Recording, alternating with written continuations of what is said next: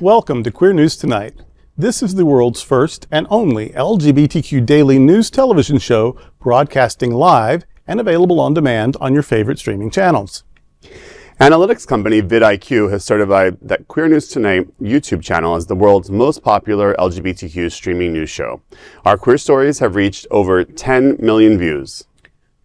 We are proud that Queer News Tonight has more YouTube subscribers than any other LGBTQ brand in Florida. We thank you for watching and supporting our voice in the LGBTQ community.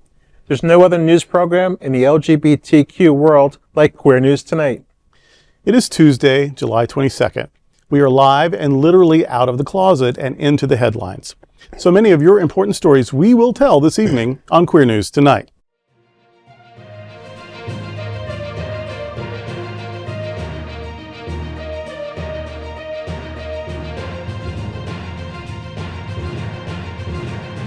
You're watching Queer News Tonight, the world's first daily LGBTQ evening news show. Welcome to the world's most important LGBTQ evening news show. Hotspots Magazine, Happening Out Television Network, is a nonprofit 501c3 media company in the same model as PBS and NPR, but designed for the LGBTQ community. Our nonprofit mission is to support the 11 pillars of our LGBTQ community. We want to inform and educate on the key issues of lesbian, trans, Latino, Black, healthcare, seniors, students, faith, social justice, business, and queer culture. Help us support our diverse community. We are part of one of the largest LGBTQ nonprofit media companies in America, Hotspots Magazine, Happening Out Television Network. In 2025, our magazine is celebrating 40 years of the LGBTQ experience. And Queer News Tonight is celebrating our 5th anniversary with more than 10,000 LGBTQ television stories. We present Pride Fest in August, and we declare that love is in the air with Pride Fort Lauderdale and Valentine's Day, February 14th. Our magazine, events, television, news, talk, and entertainment shows support our mission to educate the LGBTQ and broader community. In 2025, more than 100 community leaders will sit at this table and share their voice as our anchors. Together, we host this show to support the LGBTQ community. Let's meet this evening's anchors at Queer News Tonight. Let's welcome anchor Jeff Oliverio. Jeff Oliverio is the founder and president of the Hollywood LGBTQ+ Council and serves as co-chair for the upcoming 5th annual My Hollywood Pride, which returns in January 2026. He also serves on the SAVE Gala Committee. Jeff is a director and certified financial planner with Truist Wealth based in Fort Lauderdale. Jeff, Sunset Swimsuits in Solidarity, SAVE's Rooftop Pool Party returns on July 27th. Tell me, what's happening out? Well, SAVE will host its lively Midsummer Sunset Pool Party on Sunday, July 27th from 6 to 8:30 p.m. at the rooftop of the iconic Palace in Miami Beach. The complimentary event will bring together LGBTQ individuals and allies for an evening of music, summer fun, and community connection. DJ David Nazar will keep the beats flowing as guests will enjoy this sunset in casual summer wear or swimsuits. This inclusive gathering aims to celebrate summer while supporting SAVE's mission to advance queer equality in South Florida. While entry is free, space is limited and RSVPs are mandatory. A portion of bar proceeds will benefit SAVE's advocacy efforts, making every sip a contribution towards progress. Guests can expect refreshing drinks, vibrant views, and a strong sense of community. To RSVP and learn more, visit save.lgbt. SAVE has been doing a ton of community events, again, aimed at bringing people together and then sharing their mission. They're doing things from house parties to drag bingo at our house, and this extension at the Palace is a great I think a great event. Again, bringing in different parts of the community with their mission always behind them. They're very mission focused. Obviously we're going into the midterms next year and a lot of important local elections. One of the things I love that they're doing, they've started a program where they're training people to go and speak at city commission meetings in other towns. So outside of a Wilton Manors or a Miami Beach, they're giving some format of how to just go in and to speak on behalf of the LGBT community and to speak at a town hall meeting. So it's a program they're doing and trying to roll out so they can get, the other 60 municipalities that are not LGBTQ led to know that we exist. So, not only go to the pool party, but go to SAVE's website. If you can give $1, if you can give $10, they're fighting for our equality. Some of the first, and over the years, I've been to several SAVE events. They've done things here at the Sunshine Cathedral. So I don't really, since I've been in Florida, I don't not remember them. How long have they been around? So when the Human Rights Ordinance was being overturned in the 90s, SAVE was founded around that initiative. It's a long history. Yeah, they have a long history. I think 40, going on. See, now tonight, this is my first time learning of them, and I think it's a wonderful organization. I looked into it before the show tonight, and I'm like, wow, I didn't know this existed. So, programs like this help really educate our community, like it does, like it says in our beginning. We do educate our community. Right. And also, SAVE is doing different functions because it's going to attract different people. Right. And therefore, expand its broader community and educate our community. And like you said, expands our outreach because, 20, 30, 6-year-olds, we all look at things differently. Yeah, once something's on your radar, you see them all the time. So I don't know if I'm just looking for them, I see them all the time, or if they've really been stepping it up in the last couple of years. It seems like they're just more and more, I see them. Well, they definitely have expanded. They were originally Save Dade was their origin, and so they have expanded into Broward, and really with a focus on doing a lot of advocacy work around elections, of course, whether it's door knocking. Save has probably one of the most extensive political endorsement platforms. So they do political endorsements for really anyone that wants to do it. I actually sit on one of their endorsement committees. So we interview people from all different, judges to city commissioners. And it's eye-opening because, people who are coming to get the support of the LGBT community and actually hearing what they think that means, is very eye-opening. Yeah. And SAVE does a really, really good job of doing that as well. So they were involved with the school stuff too and all that. Don't Say Gay business was going on. Yes, they were doing a lot of advocacy. Which is still a thing, by the way. But yes, exactly. It didn't go away. So do look into them. I may or may not show up in a caftan and straw hat, but the pool party sounds great, and they do a lot of good stuff. So support this and other events. Go to their website and see what else you can do. Queer News Tonight looks forward to seeing you at SAVE's Rooftop Pool Party on July 27th. That is a big LGBTQ story for today. There is no other queer nonprofit media platform like this in the entire world. Support our LGBTQ stories by subscribing and sharing Queer News Tonight. Let's welcome Will Haas. Will is a bi-coastal real estate professional and is the past president of South Florida's most popular gay social club, the Bears of South Florida. He also serves as a board member of Naples Pride and an advisory board member of Freedom Waters. Will, cultural sensitivity training for TLGBQ plus inclusion in businesses will be held July 29th. Tell me, what's happening out?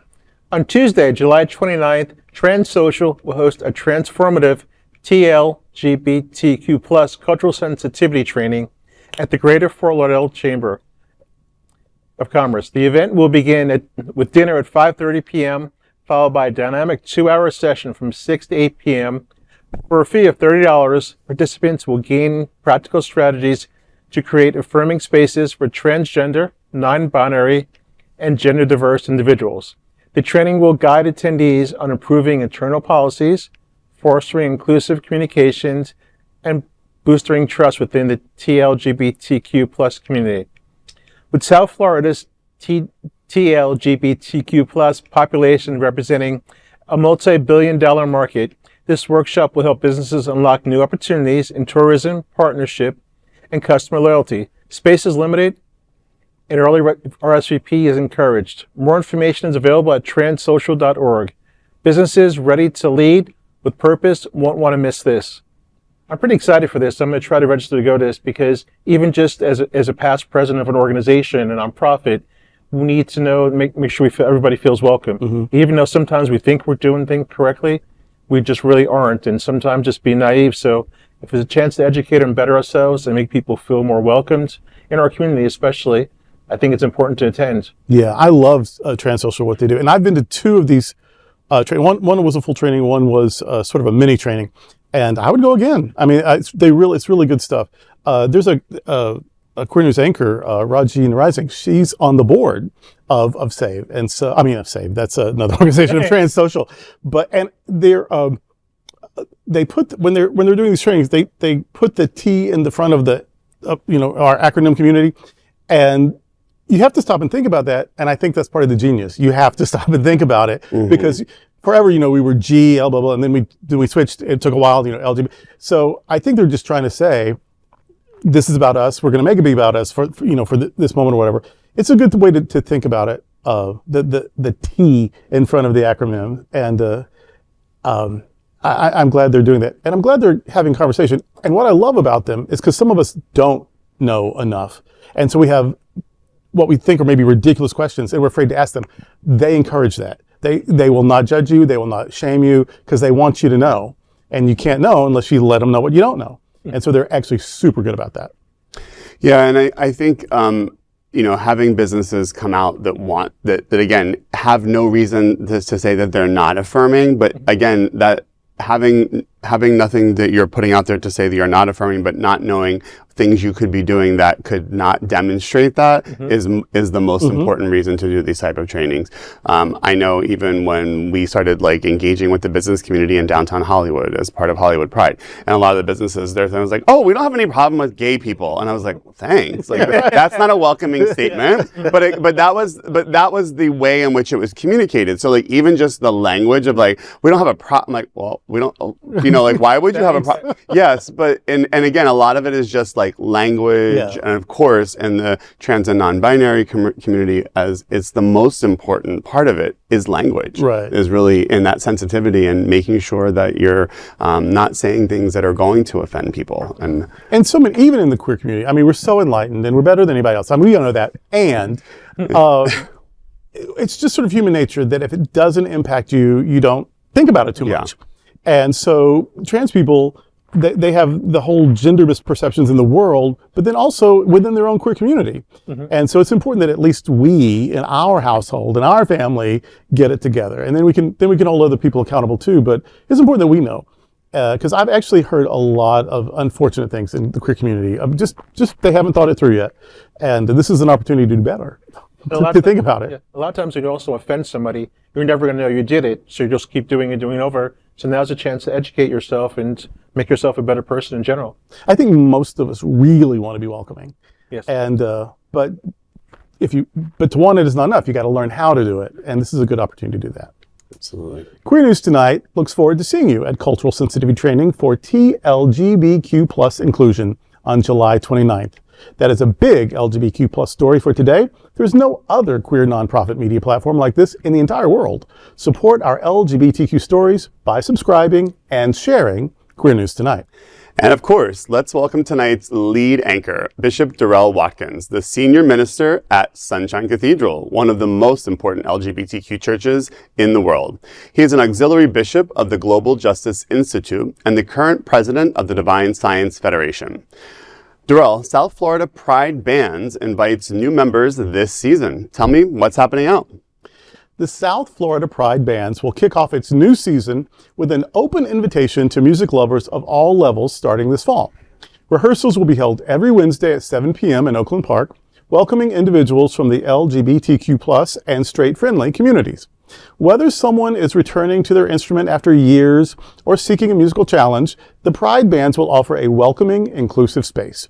Musicians of all skill levels, intermediate to advanced, will find a place to grow and perform with loaner instruments available for those who need them. Those who prefer not to play can support the band through roles like color guard, concert crew, or by making donations.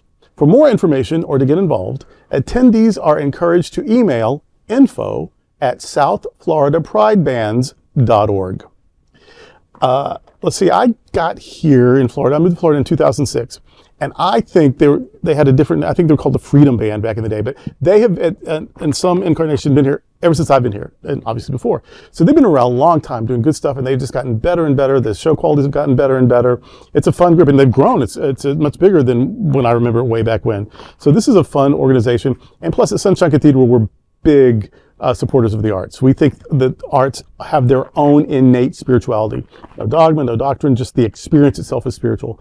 And so I love all organizations, especially queer organizations that offer the arts. And this one has a long history, and they just get better and better and better. And they mean it when they say, even if you're not like virtuoso yet, they can find a space for you and you'll get better.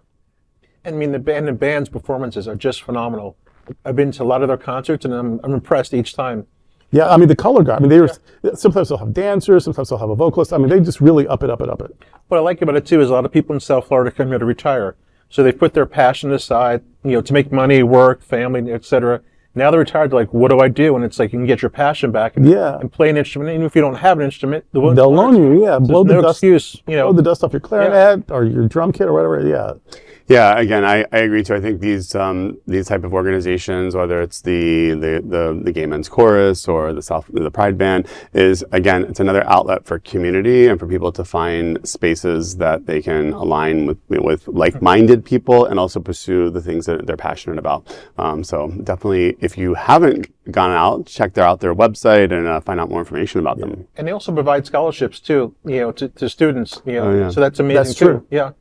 Yeah, and if you've never been around a lot of queer people making some sort of artistic thing together, you're in for a treat. And if you've never seen their shows, when you go, you're in for a treat. So we are... Well, Queer News Tonight looks forward to seeing you at the South Florida Pride Bands on Wednesdays at 7 p.m. That is a big LGBTQ story for today. There is no other queer nonprofit media platform like this in the entire world. Support our LGBTQ stories by subscribing and sharing Queer News Tonight. Now let's dive deep into this big LGBTQ story for today. I'm Bishop Durrell Watkins, and let's queer up the USA view. Gay hairdresser released from El Salvador prison, then sent to dangerous Venezuela. In a bittersweet turn of events, Andy Hernandez Romero, a gay Venezuelan makeup artist and asylum seeker, has been released from a notorious prison in El Salvador, but sent back to Venezuela instead of being granted safety in the U.S. Hernandez Romero entered the U.S. legally in 2024, fleeing anti-LGBTQ plus persecution and political violence. Though he passed his credible fear interview, he was deported after attending a government appointment. The Trump administration used the Alien Enemies Act of 1798, the same law once used to incarcerate Japanese Americans, to send him and over 250 other Venezuelan men to El Salvador's infamous CICOT prison. There they were held without due process, accused of gang ties based on tattoos. His lawyers say Hernandez Romero has no criminal record. CICOT is widely known as a site of torture and brutal anti-LGBTQ abuse. Photojournalist Philip Holsinger recalled witnessing Hernandez Romero cry, plead, and shout, "I'm innocent, I'm gay," as guards shaved his head and slapped him for speaking. Following months of advocacy and mounting pressure, Hernandez Romero has now been released as part of a prisoner swap that returned 10 U.S. citizens from Venezuela and sent the detained Venezuelans in El Salvador back to their homeland. Representative Robert Garcia, a gay U.S. congressman, has been tracking the case and said on social media, quote, "We are grateful he is alive," end quote. Still, concerns loom over the failure to honor Hernandez Romero's asylum claim. Andrew Hernandez Romero remains a lead plaintiff in a court case challenging the use of the Alien Enemies Act. Considering the challenging life queer people have to lead in Venezuela, all we can say is he's out of the frying pan and into the fire. This is an incredibly disturbing and heartbreaking story. It is, there's no justice involved. He came here legally. And here's the thing, when people, they all say, oh, if they just do it right, we don't mind people doing it, they gotta do it. He came here legally. He had a court date. Everything was right. This has nothing to do with the process. First of all, the process is very flawed anyway. But even when you manage to navigate it, he should have never been deported. Once it was a mistake, he should have been brought back immediately. Even after it took way too long, he still should have been brought back. But he had a credible threat for seeking asylum, got here legally, had a court date, and then got sent back after months of detainment to the very place his life was in danger to start with. If he comes back today, if he gets $1 million settlement, if we give him citizenship when he sets foot on the ground, his life will never be the same. Mm-hmm. He will be scarred and traumatized for life, and needlessly so. This is, however great you think we are, however moral you think we are, however, whatever our potential, our country, in my view, in my opinion, it seems to be so lacking in empathy and compassion right now that it's hard to claim any amount of decency or the higher ground at all. This is a person whose life has been needlessly scarred, and we should have been a place of refuge for him. We should have been his champion, and we added to his torment. I mean, South Florida is literally filled with asylum seekers that have been burned by the Trump administration, many of whom in their voting bloc may have actually voted for Trump if their communities, not those who weren't able to vote. From Haitians to Venezuelans to Nicaraguans, they are all having their asylum, retracted. And there's no way around it. I know from friends who work with people that are here on asylum and that are getting a letter in the mail saying, you're being revoked, and like even showing up to go to appeal it, you're immediately illegal. So they're setting up a system to make you illegal. And the second thing is, everyone was told a lie, and we're still being told that lie, that they're picking up people and deporting criminals. And they're not deporting criminals. They're deporting hairdressers and gardeners and restaurant workers and maids all over this country, and violently. And in some cases, sending them back to places where now their lives are not only, are they going to unsafe places, but where their lives may be literally at risk. We just went to Ellis Island a few weeks ago, and immigration even back then was screwed up, and you could see the way they treated people. They were treated like animals, and nobody should be treated like that at all. We're human beings and be decent, and I mean, most of our ancestors have been through that. So, we need to revamp the system and make it more friendly to allow people to come into our country, because people want to come in our country, and we should be honored that people want to come in our country. Yeah. And they should treat people normal, right. And with respect. But to do this to this poor guy, it's just incredible. And because supposedly maybe he had a tattoo that was like a gang member. But even if he did, we all screw up in our lives. Suppose he did when he was younger. That doesn't mean that he's still a member. Right. But just to throw him away. And apparently he has no gang connection. He has no criminal record. And these folks are being picked up at the courthouse. Well, if they came legally, they're at the courthouse. That's what they're here doing. And it's not illegal to seek asylum. It's not even illegal to seek asylum at the border. So this is, we've just committed to othering people and dehumanizing people and demonizing people. And there's no way to make it right. And when you complain, when you say something about, this marginalized group or this oppressed group or this, the administration is now calling that ideology, and they are canceling programs and defunding programs based on ideology. A person's life is not ideology. Mm-hmm. This life happens to be queer. That's not an ideology. And I shouldn't have to suffer more than anyone else just because of that.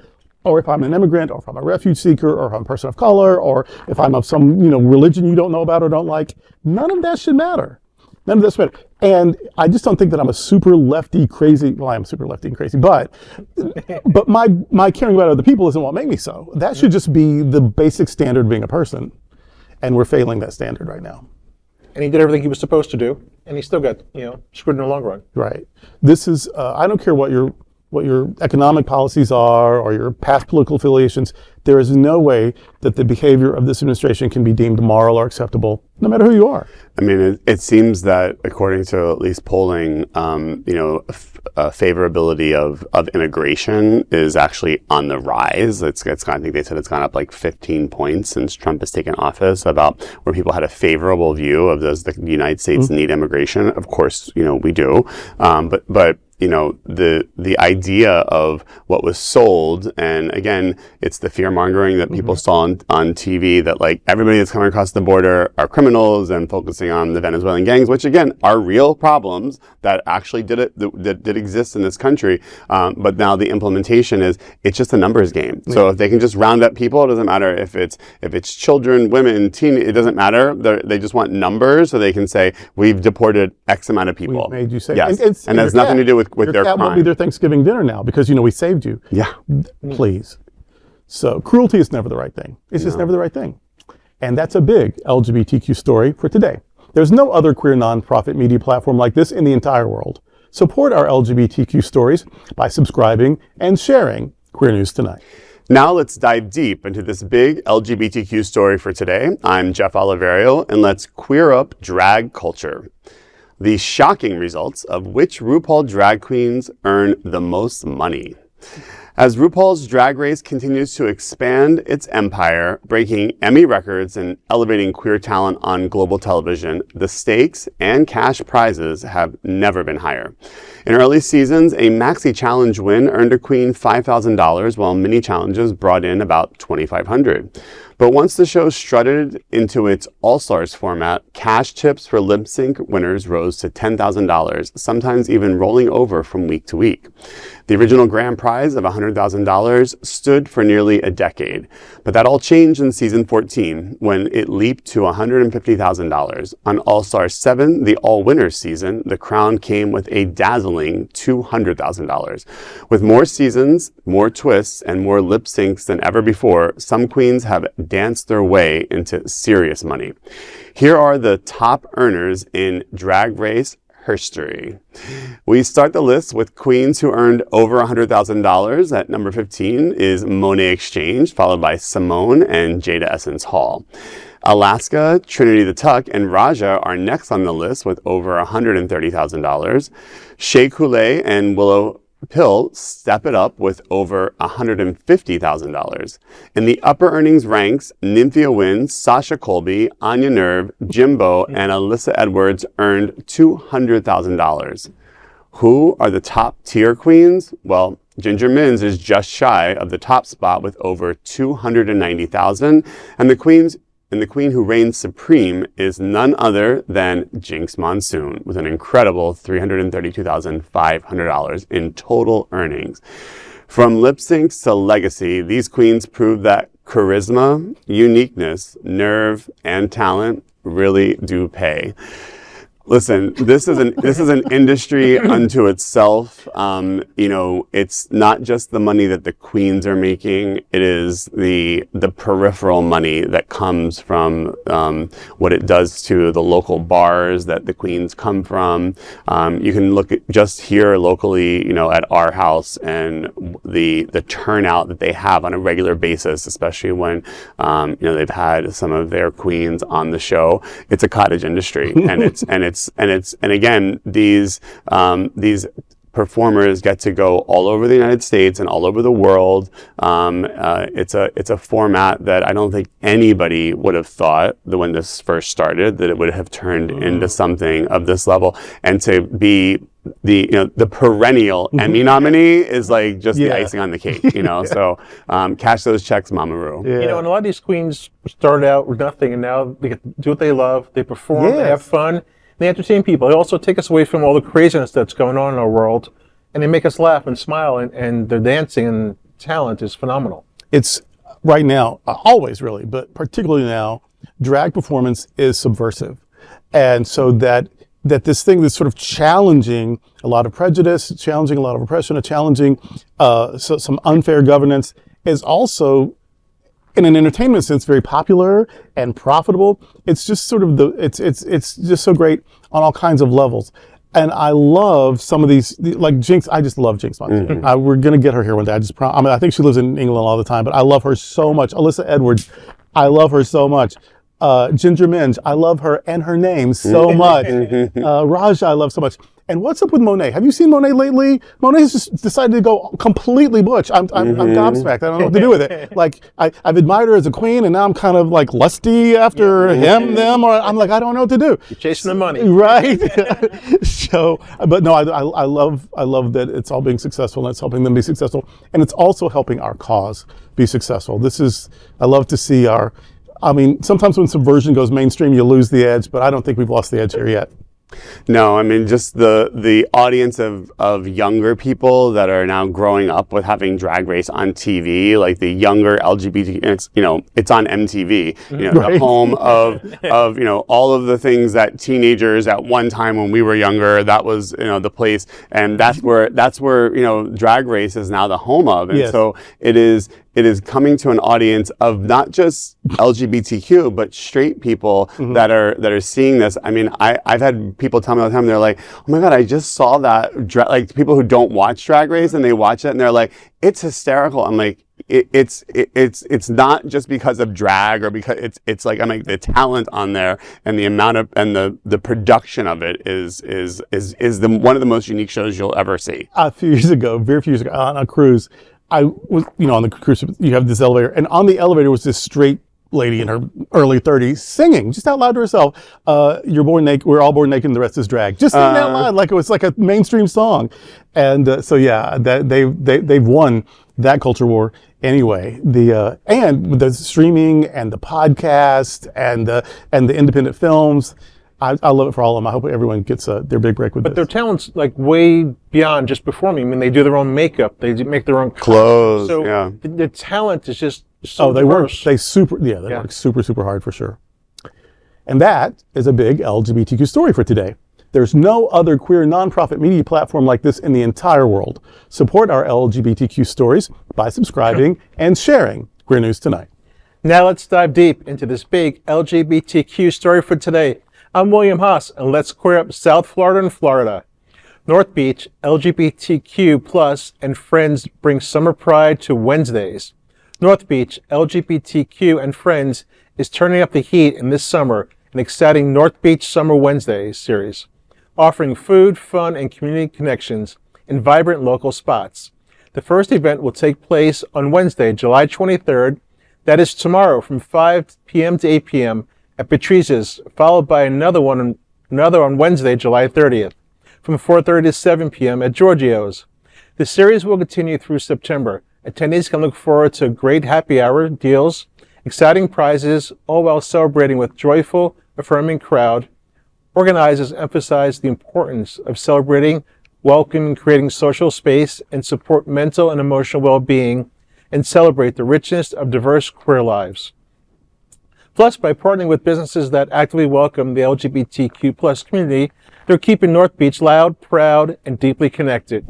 Learn more about this at northbeachlgbtqandfriends.org. I'm excited that a lot of places just shut down for the summer, and here we are just raging through the summer. Yes. A lot of events, and you go in different places. I think that's so much fun. That's almost like a revolving party. But also, you find businesses that are friendly for you to go to, and you feel safe to go to, especially now in our environment. I think that's so important. Yeah. And like I said, most people think, summer in Florida, everything shuts down, everything closes, and here we are, a vibrant community.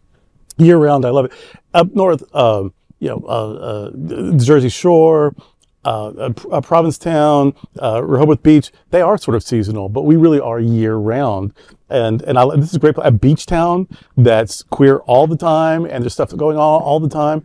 This is a great place to be and a great place to visit. So this is, of course, where the boys are. And that reminds me, of course, that Connie Francis, a blessed memory, just recently left us. But we're still what she's saying about. And the thing that I love about this, and we also try to do this in Hollywood as well, is again, it isn't, these are not businesses that are LGBTQ owned or, even though they're in Fort Lauderdale, it's not in Wilton Manors in the neighborhood. And it's really important to kind of, again, show our power of our dollars in businesses. We all go to businesses that are not having an LGBTQ night or event or day, and they don't know that we're there unless we like walk in with a flag or something. There's no way to to track our dollars. When they do things like this, they can track our dollars. Yes. So it's really important. Obviously, coming together for a community is important, but it gives us clout in the community, whether it's political clout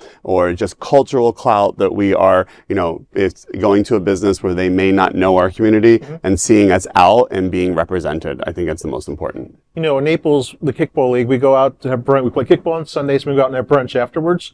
And we started to go to all the different restaurants, and now they're getting to see the gay dollar in Naples in a small And they want community. you. They come in on a Sunday, they're not busy, and all of a sudden they got 30, 40 people and 60 people coming in, and cash register's ringing, and they're like, Exactly. But they're also friendly to us. We know which ones to go to, and that's important for us to feel safe. Absolutely. Every time I go anywhere for any big event, DC, San Francisco, anywhere, cab drivers know us. And they're so happy whenever there's a big gay event in their city because we're gonna use them. We're gonna tip well. We're gonna be friendly. We're gonna use them way into the night, Uber and cab. So yeah, I mean, when people know who we are, it's important because either they'll be mean and we know to avoid them, or they'll be super appreciative and welcoming, and we'll know to reward that. So yeah, there's also places that we might not go, like a chicken sandwich place or a certain retail market. I don't know.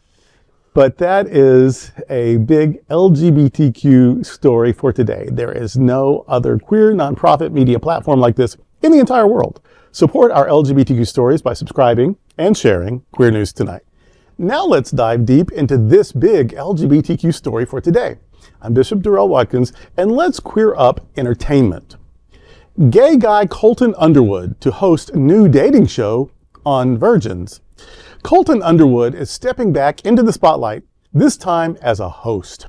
The former Bachelor star, who famously came out as gay in 2021, will co-host Hulu's brand new reality dating series, Are You My First?, debuting August 18th. The show centers around a bold new concept, bringing together what's described as the, quote, largest, hottest group of virgins ever assembled, end quote, as they search for love, and maybe their first, in a tropical paradise. Colton will be joined by fellow Bachelor alum Caitlin Bristow, who brings hosting experience from her time on The Bachelorette. The series is produced by the creative minds behind Queer Eye and Love Island, so viewers can expect steamy moments, emotional breakthroughs, and plenty of drama. This marks Colton's first time hosting after taking a break to focus on his personal life. After marrying Jordan C. Brown in 2023, the couple welcomed their first child, Bishop, in October 2024. For LGBTQ audiences, Colton's return to television reflects the growing diversity of storytelling in mainstream reality TV, and a rare moment when queerness and conversations about intimacy are brought to the front of pop culture. There is a conspiracy at Happening Out Network, Happening Out Hotspots, and Queer News Tonight. I'm always the oldest person at the table, and I always get this story, some version of this story. I had to look up, I knew that he had a restraining order from stalking some lady, and I knew he played college football, and I don't watch a lot of reality TV, and I don't, watch a lot of people who are half my age. So I always get this story. But that's okay. I learn things, you learn by doing, so here I am talking about the stalker guy who now has his own show again. I love that he and his husband named their kid Bishop. That's great for me. And I think his husband is some sort of political strategist situation. I don't know. So this athlete and this politico, they're together and they have this kid now.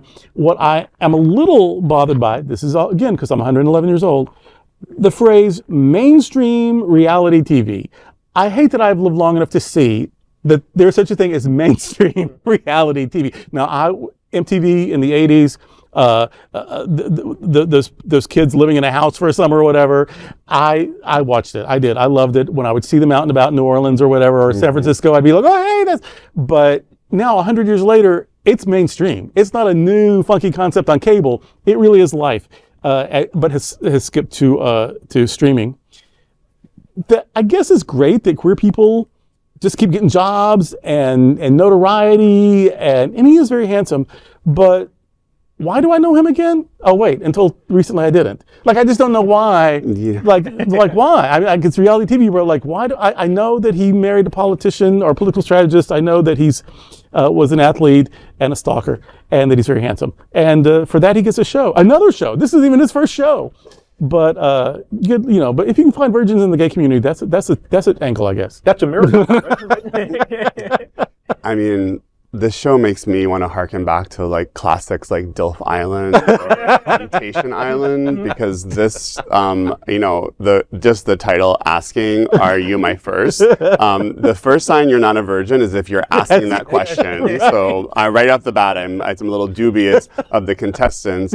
And in reality television, there's no such thing as being famous for the wrong reason. So Colton Underwood is a perfect example of his career just keeps going and going.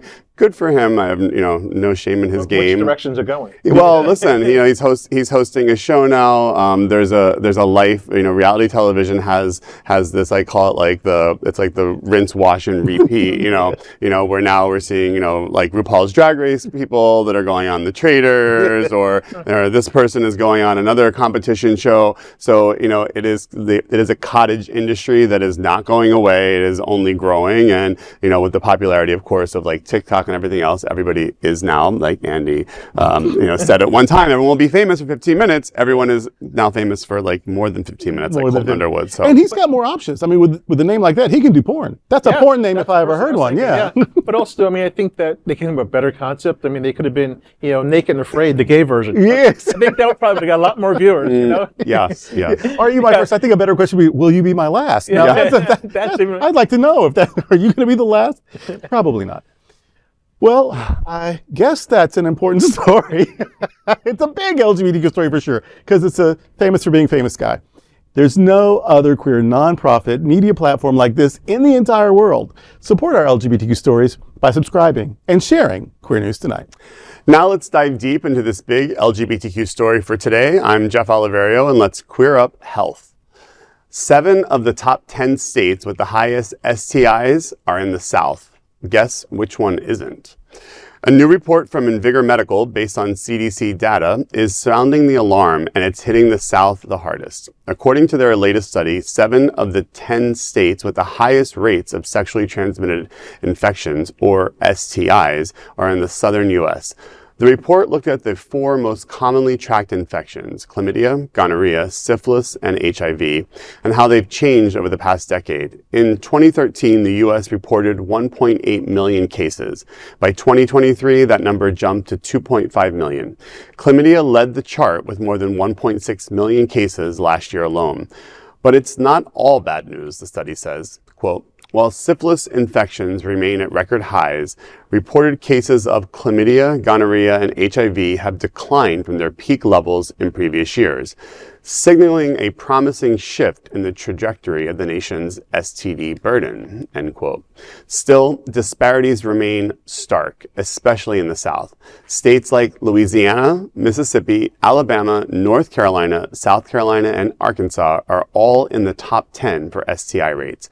According to the study, these states tend to face persistent challenges in STD prevention, including gaps in healthcare access, limited sexual education, and structural barriers to screening and treatment. Notably, Florida, a southern state, does not appear in the top 10 for highest STI rates. Outside the South, New York and South Dakota also report unusually high numbers. In South Dakota, this is linked to concentrated outbreaks in Native American communities, where systematic health inequities and limited services worsen the burden. In New York, high urban density and strong case tracking mean more reported infections, especially among gay and bisexual men and trans folks, who remain disproportionately impacted. On the flip side, New England reports the lowest STI rates in the country. Vermont, New Hampshire, and Maine sit at the bottom of the list. Invigor Medical writes, quote, New England states tend to be older and less ethnically diverse, both of which are associated with lower STD risk. Higher incomes and lower uninsured rates also make it easier to access testing and treatment, end quote. The data also shows that Black Americans experience STI rates over 7 times higher than white Americans, and young women, especially under 25, are at the highest risk, largely due to elevated chlamydia rates. As we head deeper into summer, a season known for fun, sun, and hookups, health experts are urging folks, especially in high-risk areas, to get tested, stay informed, and use prevention tools like condoms and PrEP.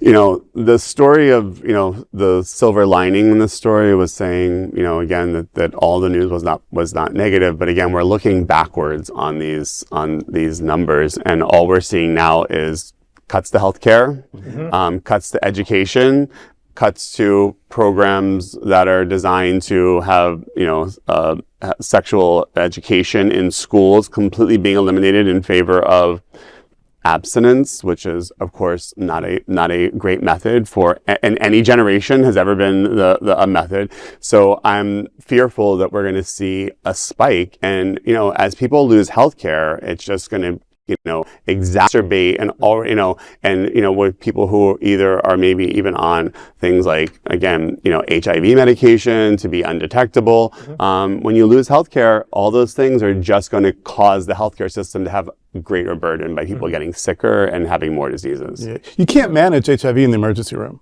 No. I mean, you know, it's too late. Yeah, this has potential to be a nightmare. And when you have prudishness involved, that is always the enemy of progress. These southern states are also the most religious states. They are also the most conservative states. They're the red states. They have the most teen pregnancies. They have the most they have the most sexually transmitted infections. They usually have the lowest incomes. I mean, their anti-progressive views keep them from progressing. And so until we get some empathy, some education, some fact-based values rather than just, you know, whatever, this isn't going to get better. No, I mean, the first thing I thought about, the same thing, this is all the Bible Belt. They're on their knees. They're definitely not praying, you know, and it's a shame that they don't learn. It keeps repeating itself over and over, and you have to progress and just kind of accept things and kind of educate people. And you shouldn't have to be burdened with shame, and you shouldn't have to get sick or die. Like, yeah, you can be sexual. We're sexual people, but you can also be smart, and you can be healthy, and you can care about other people, and you can be properly educated. We are not only not as empathetic or compassionate as just good people should want to be, we are afraid of education. We are afraid of knowledge. We are afraid of facts. I don't know what's happened. I think I do. I mean, there's this 40-year effort to get us where we are, and we watched it happen, we allowed it to happen. But be that as it may, now here we are, and really people's lives are at risk and it's their ideology, but the reason they defund programs is because they see these programs are about ideologies. Freedom, justice, civil rights, health, these aren't ideologies. This is about making people's lives good, but because it interferes with their religiosity or whatever, then they oppose it. But you know, I mean, sex is one of the most important subjects to talk to your kids and any kids about in general, to help educate them. And that's the one thing our country is so backwards on in educating our people. And people are afraid to talk about sex. It's going to happen either way. So yes, educate the kids, help them, you know, choose the right, you know, right decisions or make the right decisions. Yeah, because keep it zipped has never worked.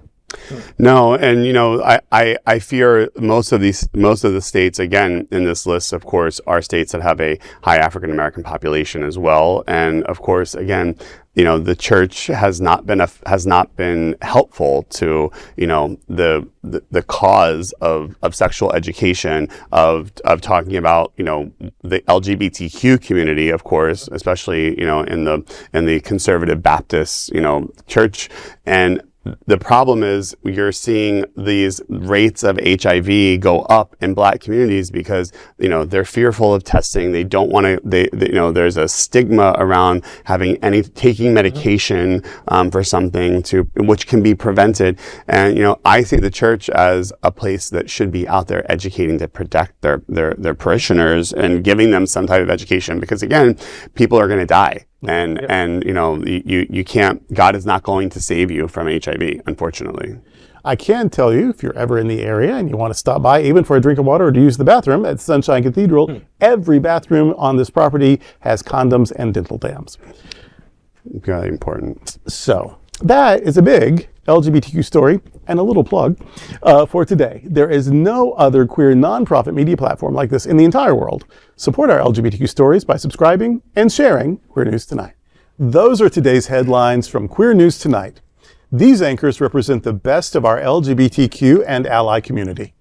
If our community is important to you, share this news with your friends and family. Join the conversation on your favorite streaming platform. Queer News Tonight is the only live LGBTQ digital television show in the world that is out of the closet and into the headlines.